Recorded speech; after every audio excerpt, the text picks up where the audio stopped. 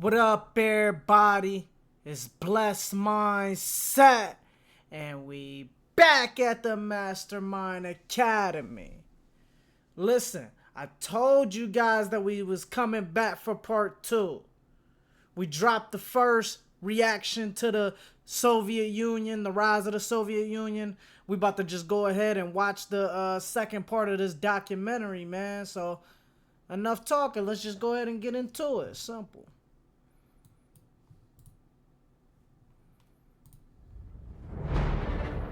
In 1922, the Soviet Union was formed. In 1922, the Soviet Union was formed. A new nation that would have a profound impact on the entire globe. It would emerge from the remnants of the Russian Empire after a long and bloody civil war. Russia, in the aftermath of the Bolshevik Revolution, was a country in absolute turmoil.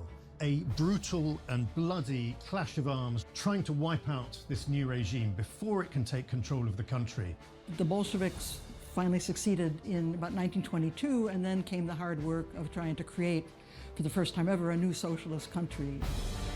From out of nowhere, Vladimir Lenin had become the leader of the largest nation on earth and was now imposing his will. Lenin won the war.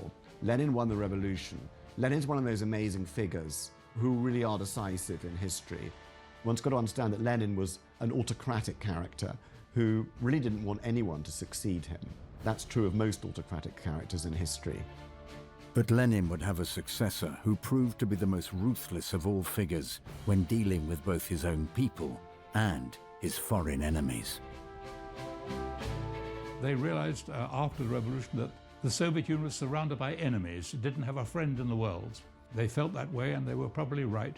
And the only defense was to build an enormous army with a lot of tanks and a lot of aircraft and a lot of ships, which they did. In the aftermath of World War II, the Soviet Union emerged as a new global superpower that matched the once mighty Russian Empire of old.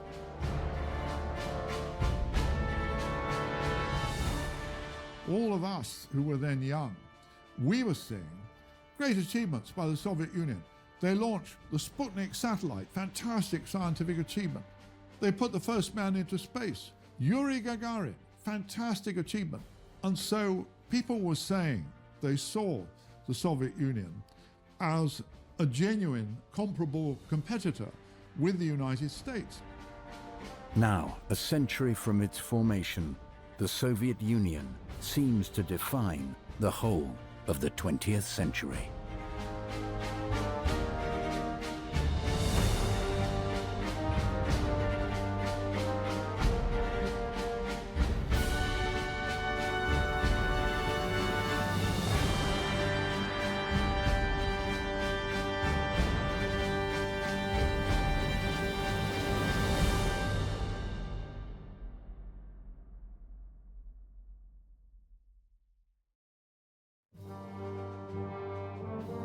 On the 22nd of June 1941, Adolf Hitler launched Operation Barbarossa, a gargantuan military invasion of the Soviet Union.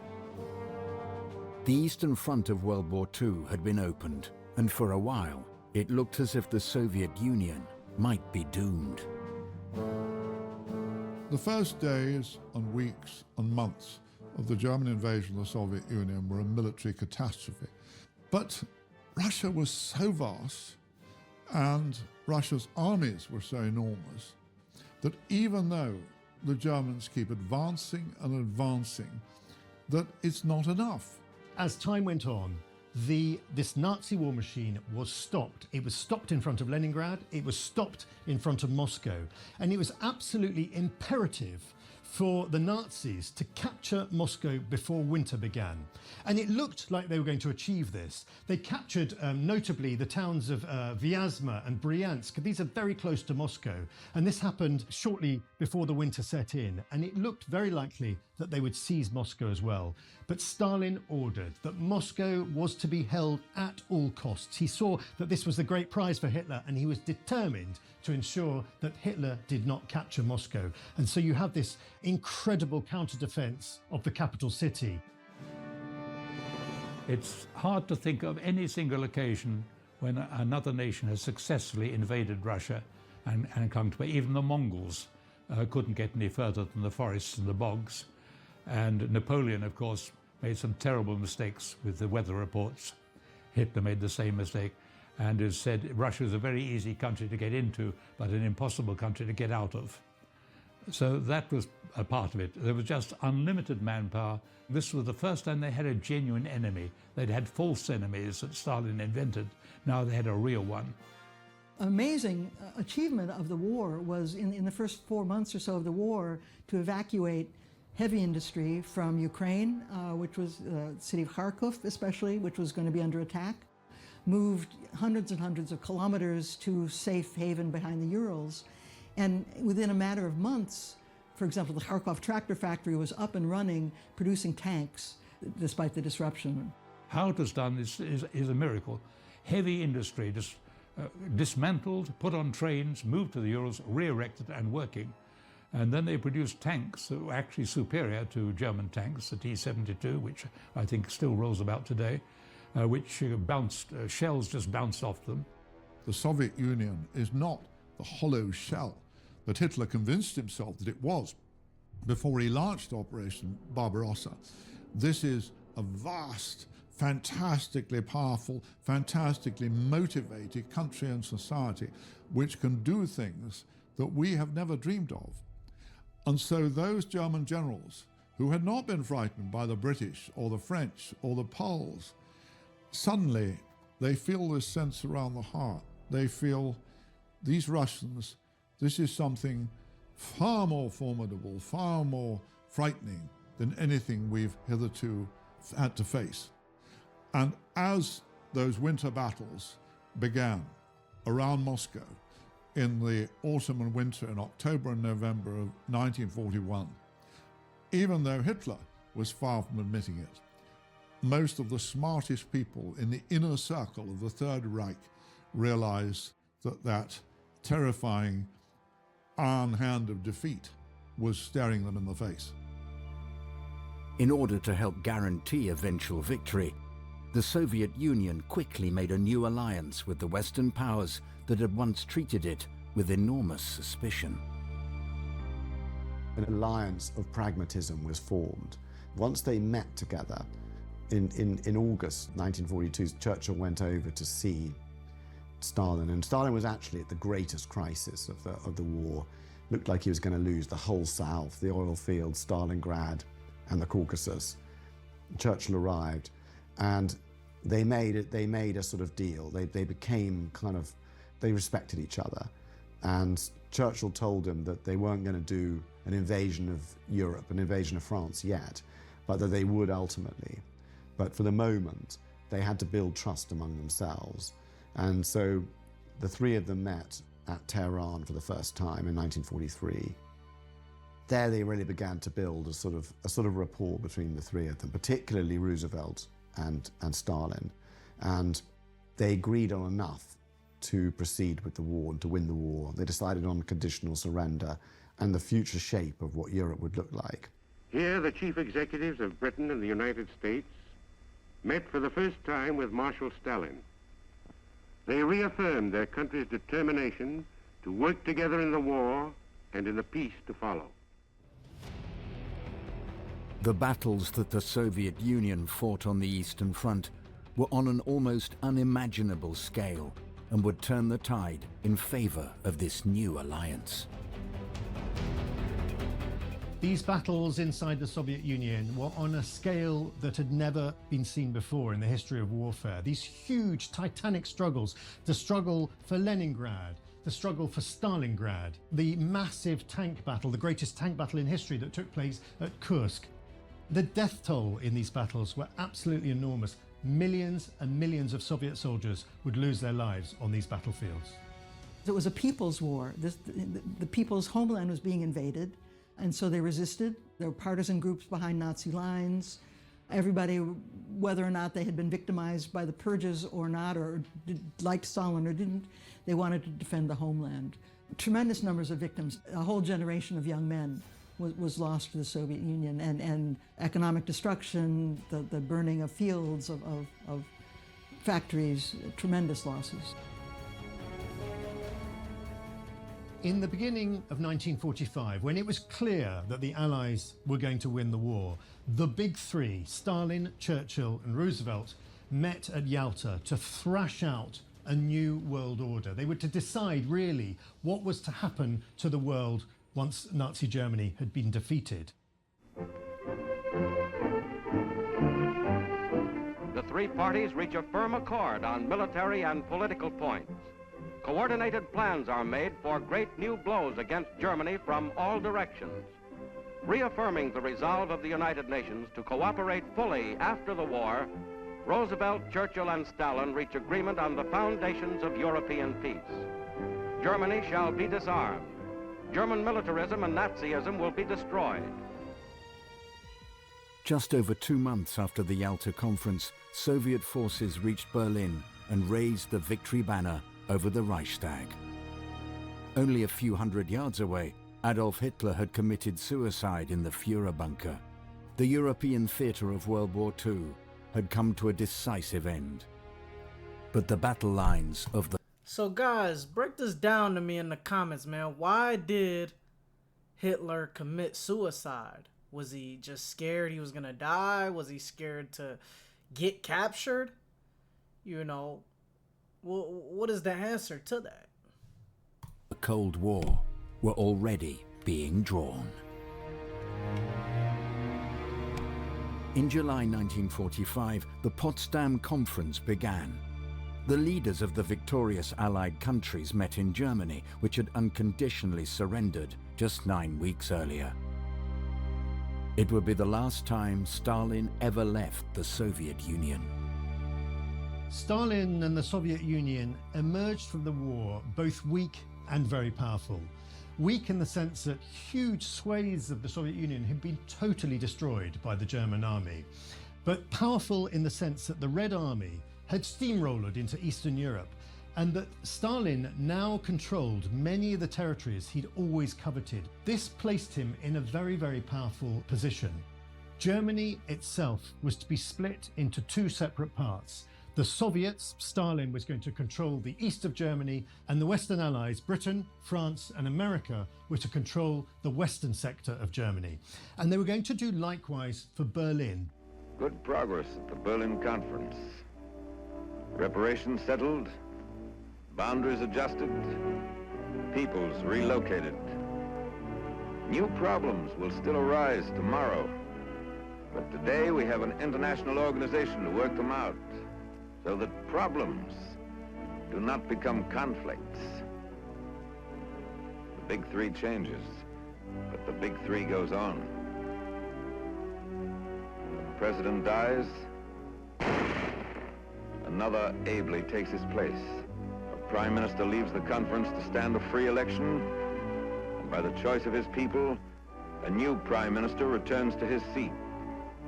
But the conference goes on. The promise made at Tehran and reaffirmed in Berlin is kept on schedule.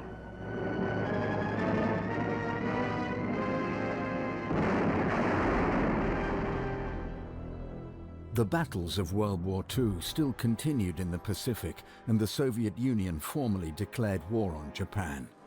But it would not be long before they surrendered, following the dropping of the atomic bomb on Hiroshima and Nagasaki. The Allies were now fully victorious in World War II. But things ended very differently for the Big Three. Roosevelt died before the end of the war. Stalin was now stronger than ever, and Churchill feared the Soviet Union's power over Europe.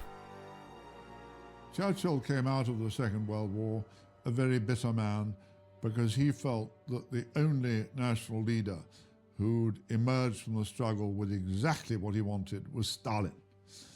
And Stalin had got his prizes in the Pacific with the Sakhalin Islands and access to Pacific ports. And of course, he'd seized most of Eastern Europe. And Churchill's frustration and bitterness. And so he instructed the British Chiefs of Staff to draw up a plan which was codenamed Unthinkable.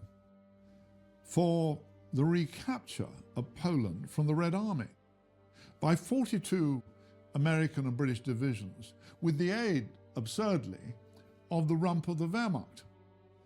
And this document, which is still in Britain's National Archive, an amazing document, I forget, it runs to about 150 pages, detailed description of exactly how this was to be done. But the chiefs of staff, they used the word hazardous 23 times to describe it, because they said, if the Russians want general war, they are in a position to have it. They knew that the Red Army was incomparably stronger than the Western Allied armies. And of course, they also knew that the British and American armies, that their soldiers hadn't the slightest desire to fight the Russians. They'd been told the Russians were heroes for the last 4 years. So the whole idea was obviously absurd. But the unthinkable plan, which is one of the most riveting postscripts of the Second World War, that it was a reflection of how absolutely appalled Churchill felt by the spectacle of the Soviet Union coming out of the war, having seized Eastern Europe. Stalin was always determined that all the countries that he occupied with the Red Army would somehow become Soviet satellite states. And he said, you know, whatever we discuss with the Westerners, the old rule will be true. You know, whoever has their army there will install their own system, and that's what happened. So very quickly, he installed a system through all those countries, you know, Poland, Hungary, Czechoslovakia, Bulgaria, Romania, and Yugoslavia first, all became people's democracies.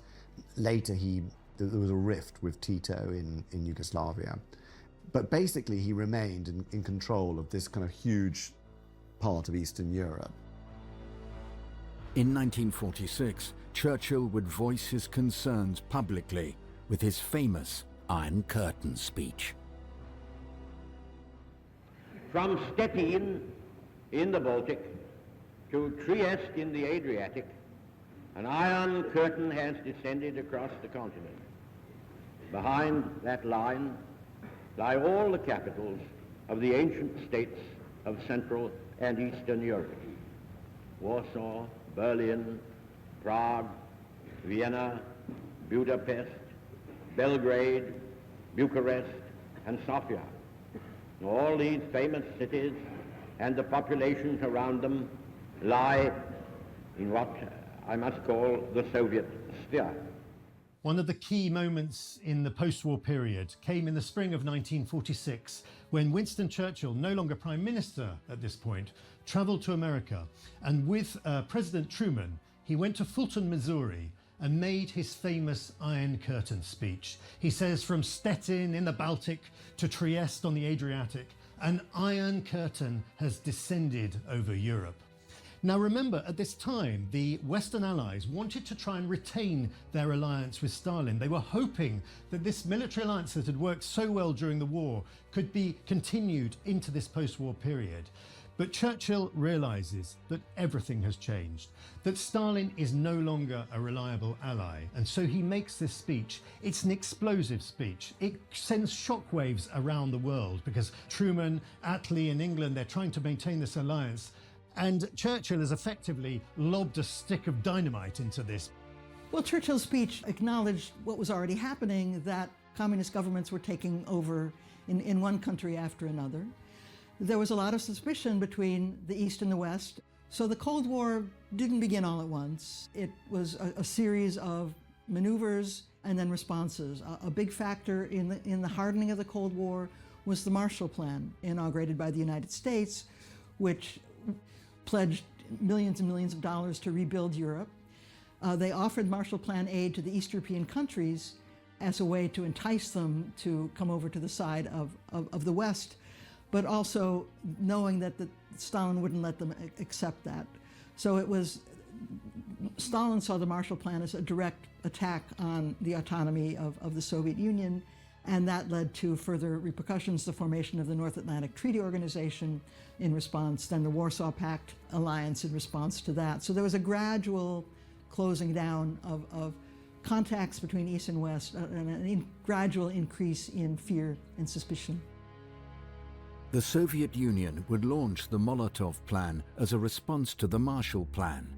and propaganda films were dispersed in retaliation to the actions of the United States. In Washington, the Marshall Plan is announced. An aid program for the world?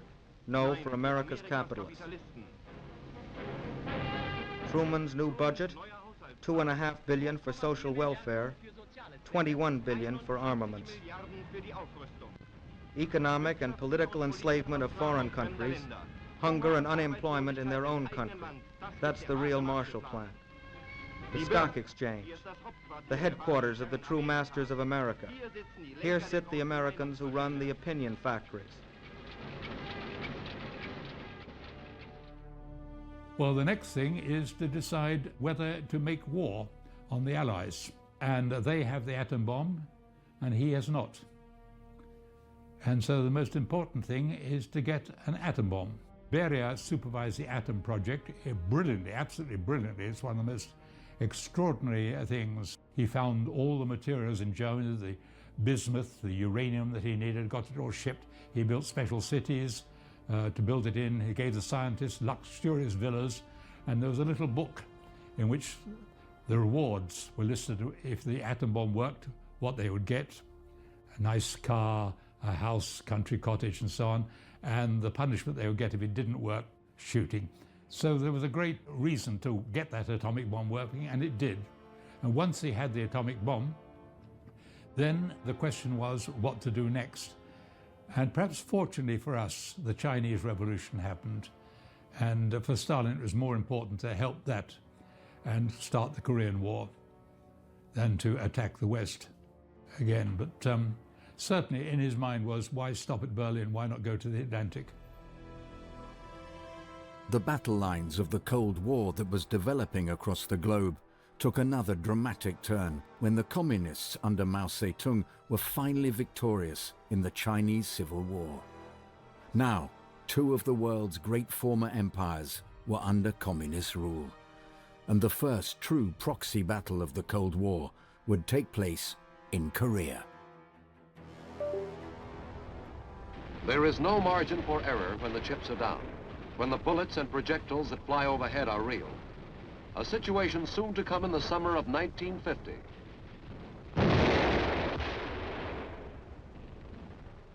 Thousands of miles away on the other side of the Pacific, trouble was being fermented. North Koreans, plotted by the communists, were massing strength for a war against the democratic government of Korea, a war which threatened the peace of all nations. 1953 would prove a pivotal year. The Korean War would end in a stalemate, and Joseph Stalin's rule over the Soviet Union came to a dramatic close. On the 5th of March 1953, the Soviet Union announced that its leader, Joseph Stalin, had died. Stalin is dead. The Kremlin's cold stone walls, the eerie face of Moscow, a howling wind and snow adding to the somber picture is the description accompanying the announcement that the most powerful dictator in history has come to the inevitable end. The scramble for power is the next chapter. There were no immediate indications of who would succeed Stalin. Molotov or Malenkov, their names fitted into the pattern of the struggle for Stalin's mantle, as did the name of Beria. As this newsreel went to print, the word had not yet come from Moscow.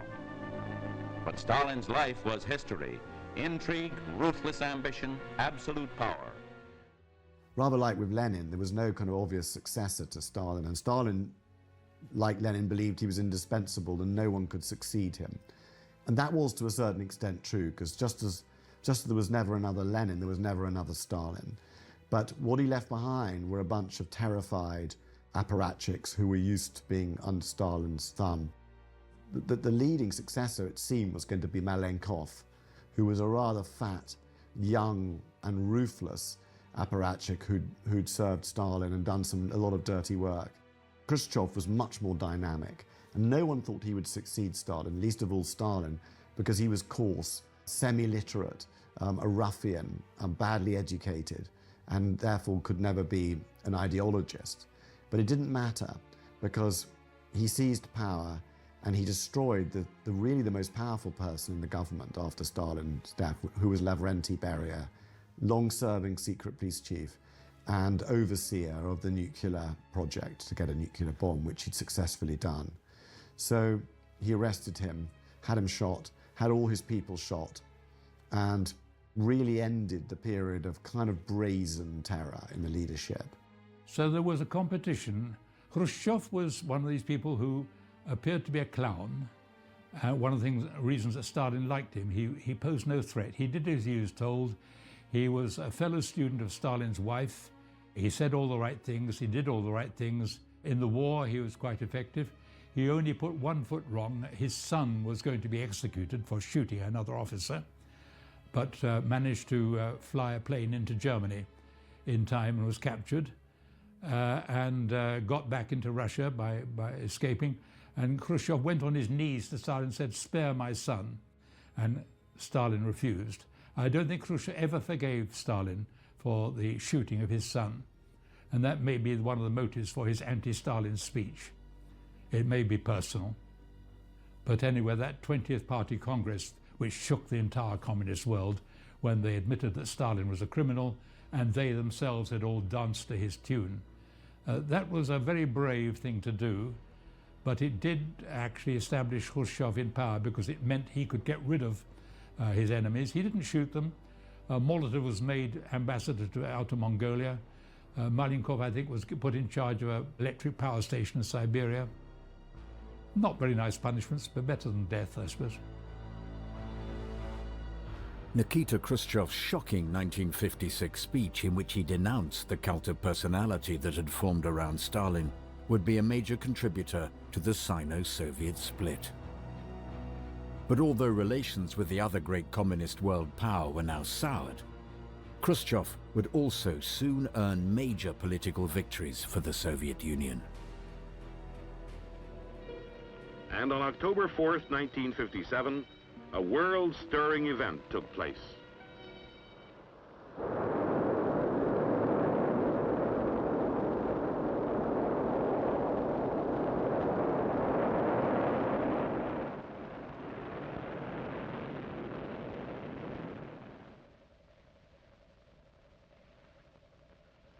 A man-made celestial body for the first time in history overcame terrestrial gravity and flew into space.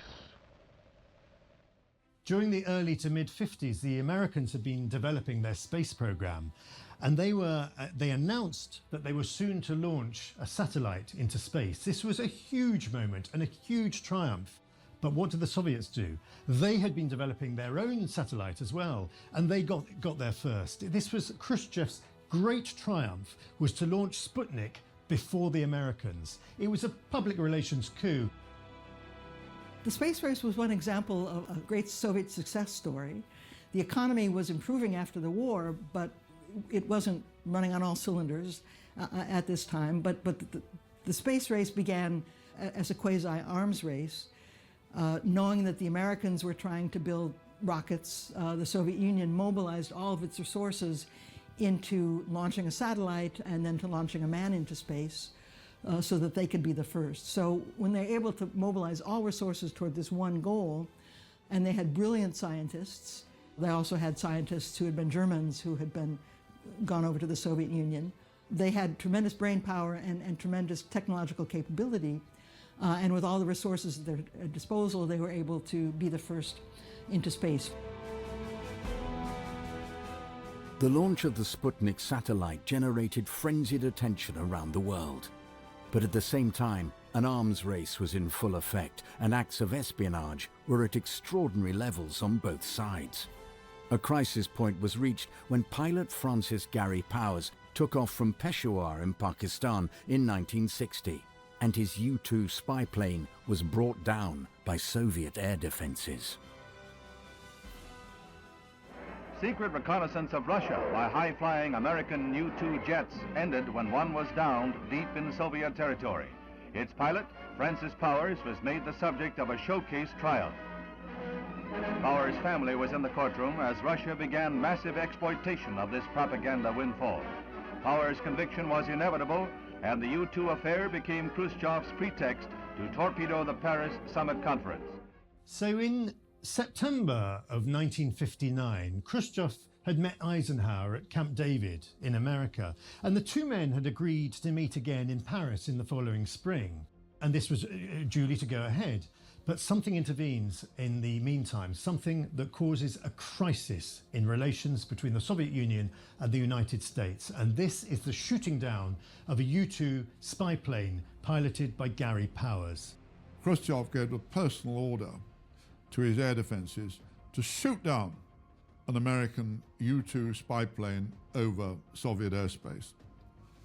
For 3 or 4 years, American planes have been intruding over Russian airspace freely, at very high altitude, and the Russians had no fighters or missiles that could reach them.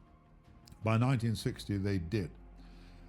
And he thought, and who can blame him, that for the Americans to spend a spy plane flying over their airspace on May the 1st, May Day, the most sacred day in the Soviet Bolshevik calendar, to fly over his airspace was a deliberate insult, and so he gave the order to shoot it down. Khrushchev played his cards very skillfully and ruthlessly.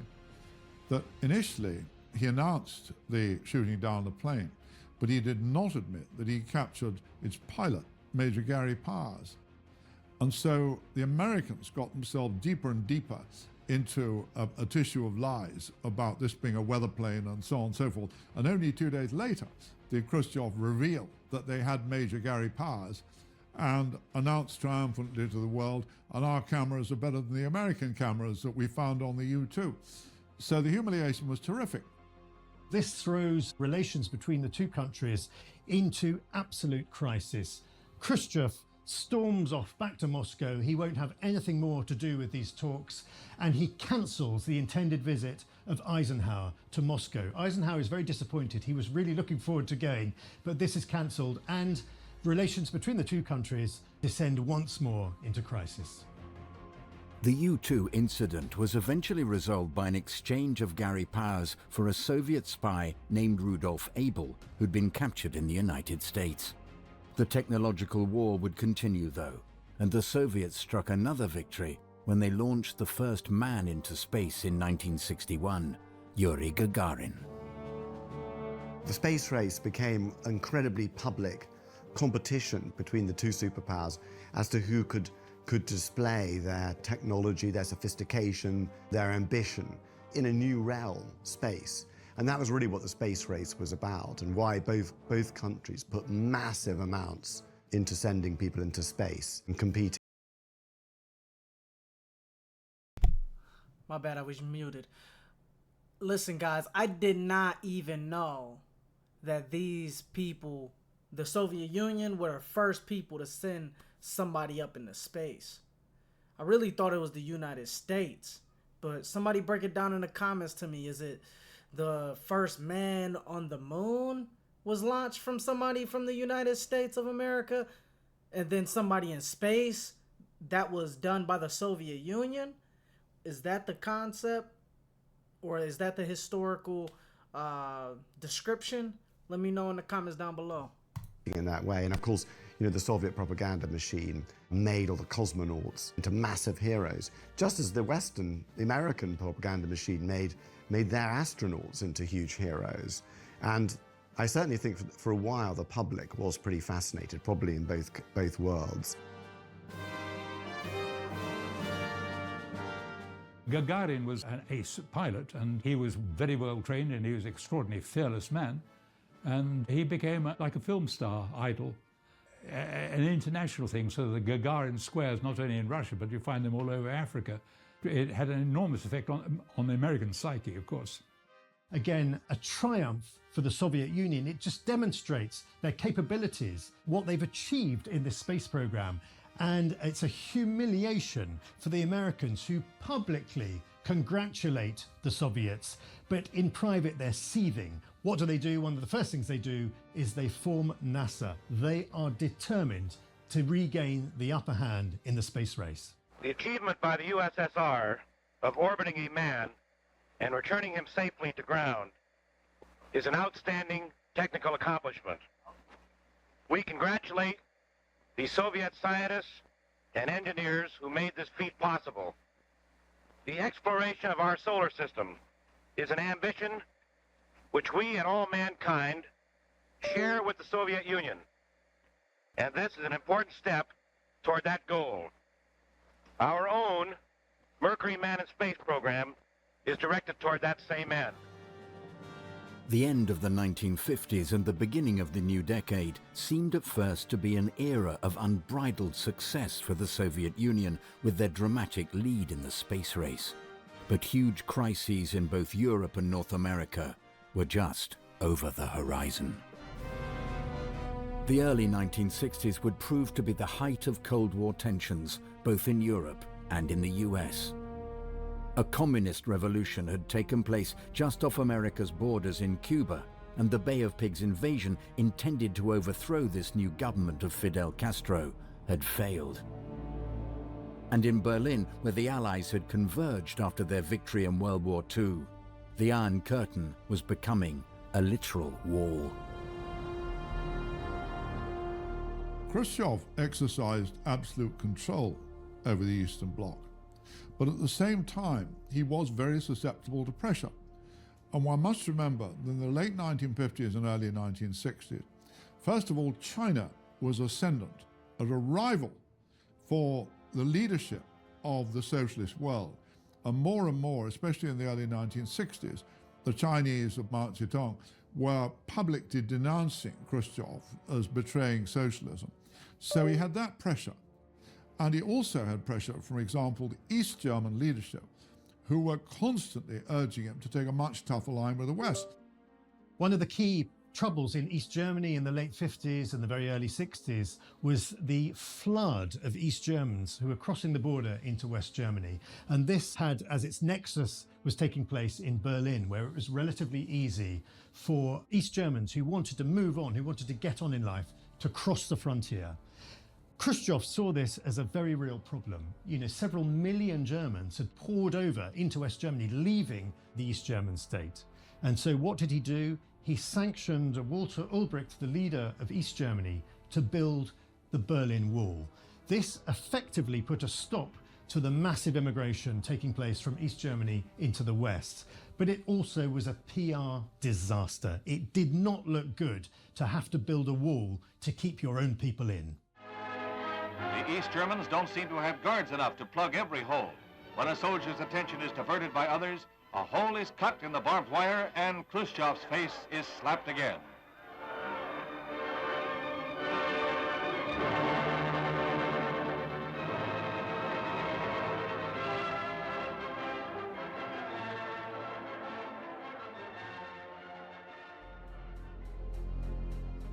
Not long after the Berlin Wall was constructed, another flashpoint in the Cold War emerged when it was revealed to the world that the Soviet Union had placed nuclear weapons on the territory of newly communist Cuba. The world watched with bated breath as the two superpowers faced off. The Cuban Missile Crisis is a hugely complicated episode, and historians are still uncovering archives and trying to understand what exactly happened. I think Castro played an important role in this, or at least Khrushchev blames Castro for goading him into sending missiles to protect Cuba against another United States invasion. The Soviet Union miscalculated the United States response to the presence of these missiles. They didn't realize that they had been found out. So there was a real danger during these 2 weeks in October that the world would go up in a nuclear war because of this tension. The greatest crisis between the Soviet Union and the United States, and indeed I think one of the great crises of the entire Cold War, this was sparked by America placing missiles, its own missiles, on Italian and Turkish soil. In retaliation, Khrushchev wanted to replace Soviet missiles on Cuban territory very close to the United States. Thus began a standoff. Kennedy said that this was totally unacceptable to have these missiles so close to the United States. Khrushchev said it was totally unacceptable for the Americans to have missiles on Italian and Turkish territory.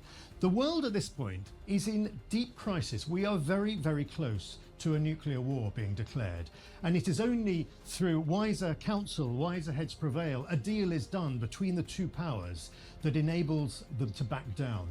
Khrushchev, launched the Cuban Missile Crisis as a way to break the impasse that he felt, the sort of stagnation that he felt was taking place in the rivalry between the two superpowers.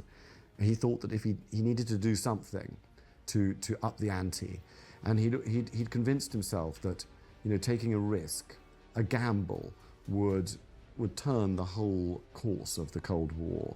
And he'd seen a hint of it when, in 1956, during the Suez Crisis, he'd threatened that if Britain, France and Israel didn't withdraw from Egypt, he would use nuclear weapons. And it's a moment that's often forgotten.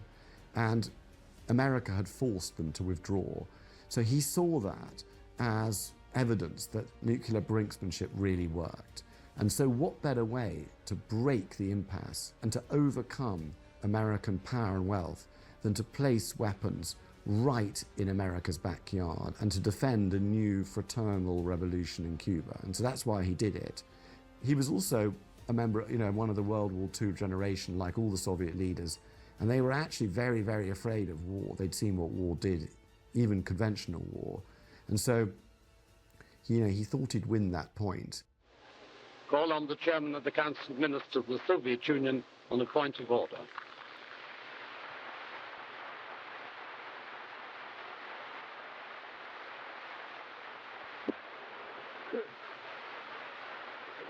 Why, then, this jerk, this stooge of American imperialism here, who is speaking before you, he is touching upon questions which are obviously not procedural ones, and the president, who is sympathizing with these colonialists and colonial domination, obviously is not stopping him.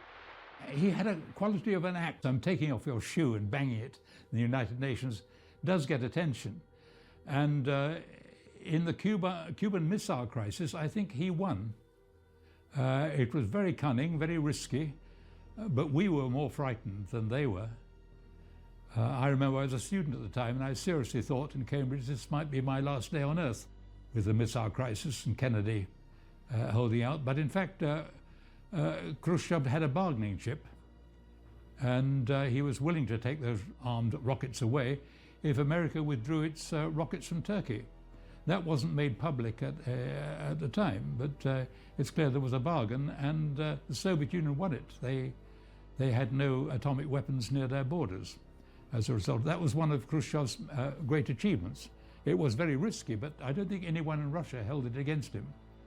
And despite all these expensive intelligence services in the West, nobody fully understood that when Khrushchev threatened to bury us all, when Khrushchev was telling Western ambassadors that he'd earmarked 20 nuclear weapons for Britain, and he was confident that would be enough, that all of this, it was boasting of an almost deranged kind. And Khrushchev thought he was playing a brilliant hand, and Khrushchev thought rightly that he was frightening the West. But what he failed to see was that he very, very nearly overdid it because he frightened the West too much. The retreat to Moscow. Russian ships steam out from Cuban ports with their decks loaded with missiles the Soviets are withdrawing under pressure from the New World. It's one of the last chapters in the offensive threat from Cuba that led the United States to throw a quarantine around that island and force the Russians to dismantle their medium-range rocket installations. U.S. planes and picket ships have counted 42 rockets on Russian-bound ships. But still unresolved is the question of the jet bombers in Cuba. Castro claims they belong to him and that he will not give them up. The U.S. insists the Russians must remove them before the quarantine will be lifted. The headlines in the Soviet newspapers said the Soviet Union has saved the world by the deal that it made with the United States. So they took all the credit for easing this tension. And that's what the Soviet readers saw, that this was a victory for Soviet diplomacy. The following is the text of President Kennedy's statement of noon. I welcome Chairman Khrushchev's statesmanlike decision to stop building bases in Cuba dismantling offensive weapons, returning them to the Soviet Union under UN verification. This is an important and constructive contribution to peace. Both the US President John F. Kennedy and the first Secretary of the Soviet Union, Nikita Khrushchev, would not have much longer in office after the de-escalation of tensions from the Cuban Missile Crisis. JFK was infamously assassinated in November 1963, and Khrushchev would be maneuvered from power the following year. It was soon to be the era of Leonid Brezhnev in the Soviet Union.